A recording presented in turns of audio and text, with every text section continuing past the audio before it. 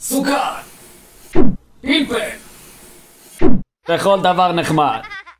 אלה המרכיבים המיוחדים שנועדו ליצור את הלוחמים המושלמים. אבל פרופסור בריפס הוסיף בטעות תוספת כפולה של תרכיב לתבשיל, כימיקל זי. ואז לוחמי הזי נולדו עם הכוחות המיוחדים גוקו וג'יטה ופיקורו, שנועדו להילחם ברשע.